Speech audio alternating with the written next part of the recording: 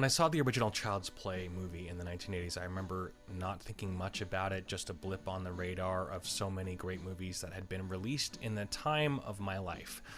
Upon revisiting these movies, I am completely blown away by the quality that was produced here upon completion, continuity, and story depth.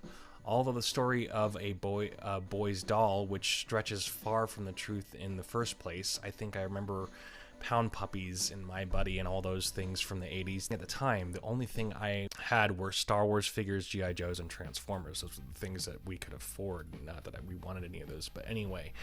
Although the story of a boy's fictional doll is simple in nature, it still begs to be completed, yearns to be nurtured, prolonged, understood, and celebrated. The first movie is kind of a masterpiece, in my opinion.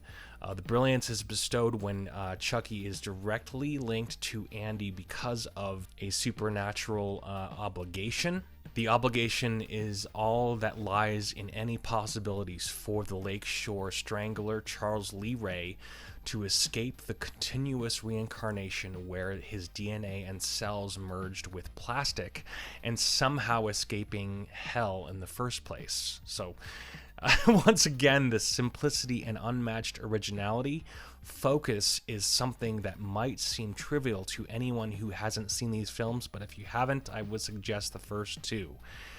For anyone who wants something extremely entertaining and seriously fun, I recommend diving into the first two movies. Brad Dourif's voice of Chucky is unmistakable and unforgettable. Although cartoonish at times, he still lays it on thick with serious authority and passionate revenge. One moment in Child's Play 2 comes to mind while I think of this, when he kills the other good guy's doll,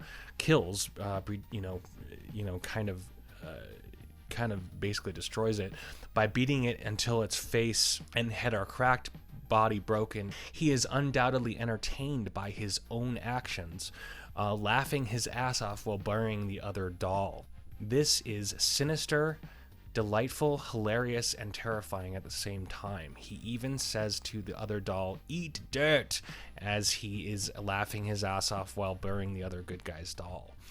Each film so far has been good with continuity. Each story from the previous film is illustrated and echoed in the next, as well as the haunting supernatural elements, strong characters, and that we want to see again and again. Watching them progress through life and seeing how they cope with this undying hell that is continuously reintroduced.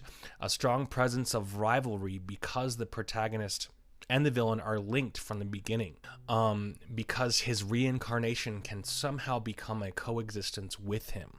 He may not even have to kill him, but he could somehow upload his consciousness to him without killing him. So the other extremely interesting element to this is that we anticipate the moment when someone else is exposed to Chucky's being a serial killer and is able to help Andy. He is also almost framed.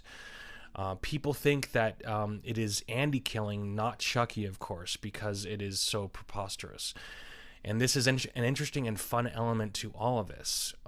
Child's Play 3, Andrew Robinson from Hellraiser shows up.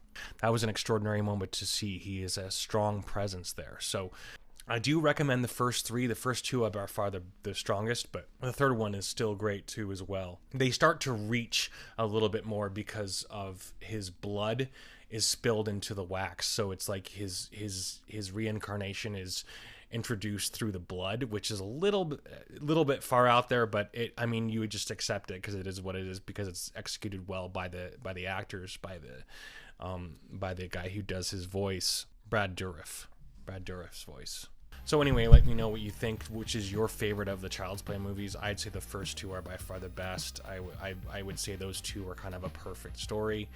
I watched through 3 and 4 and 5, and those are just gets insane by 4 by the time you get through 4. So yeah. Anyway, thanks so much for watching. I appreciate you. This is the Fanatics of Film. Have a fantastic day.